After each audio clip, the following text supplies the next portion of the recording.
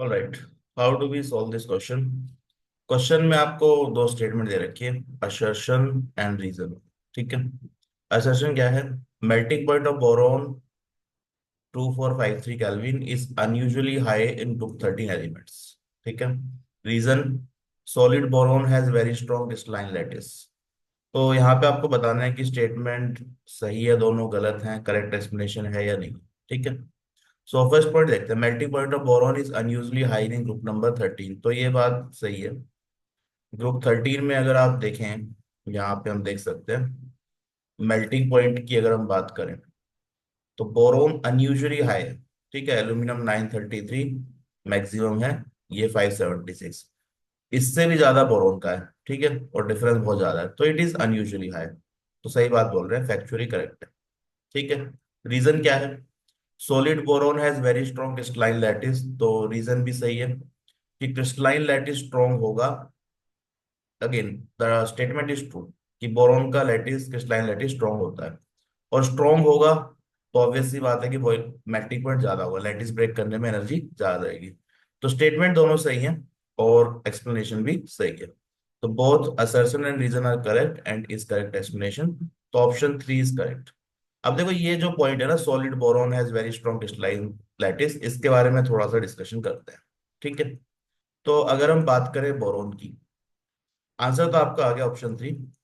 Boron की अगर हम बात करें तो boron is extremely hard solid.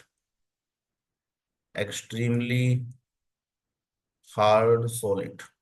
ठीक है। एक्सट्रीमली हार्ड सॉलिड होता है, ब्लैक कलर का होता है, ब्लैक कलर। एक्सट्रीमली हार्ड क्यों है एंड मेल्टिंग पॉइंट ज्यादा क्यों है? तो इसमें क्या है कि इसका जो क्रिस्टलाइन लैटिस है, crystalline crystalline lattice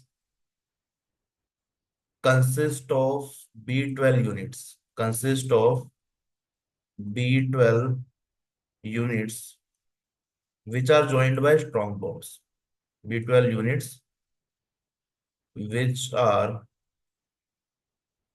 connected by strong bonds। तो B12 यूनिट्स के, ऐसा मान लीजिए बेसिक यूनिट है B12, उससे क्रिस्टलाइन लैटिस बन रहा है and this are connected by strong bonds. तो B12 करके बहुत सारी यूनिट्स जो है कनेक्ट होती है स्ट्रॉन्ग बॉन्ड से। ठीक है। तो स्ट्रॉन्ग कोवलेंट बॉन्ड से कनेक्टेड है तो ऑब्वियसली बात है बॉन्ड ब्रेक करना वो डिफिकल्ट होगा, तो मेल्टिंग पॉइंट ज्यादा होगा। ठीक है।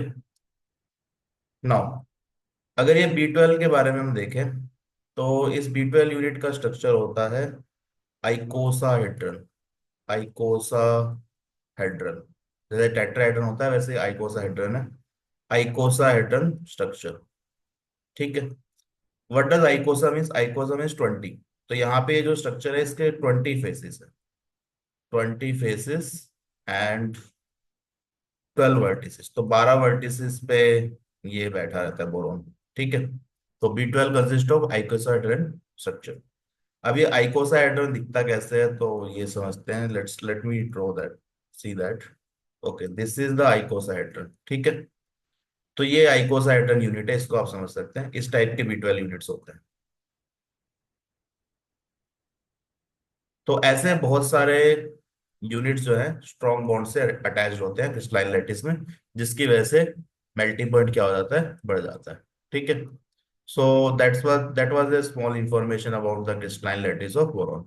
तो बोरॉन में क्या है, एक्सट्रीमली हार्ड सॉलिड है, ब्लैक कलर का होता है। क्रिस्टलाइन लैटिस में ये B12 यूनिट्स होती हैं, जो बहुत सारी यूनिट्स स्ट्रॉन्ग बॉन्ड से कनेक्टेड होती हैं। That's why melting point is high, unusually high. ठीक है।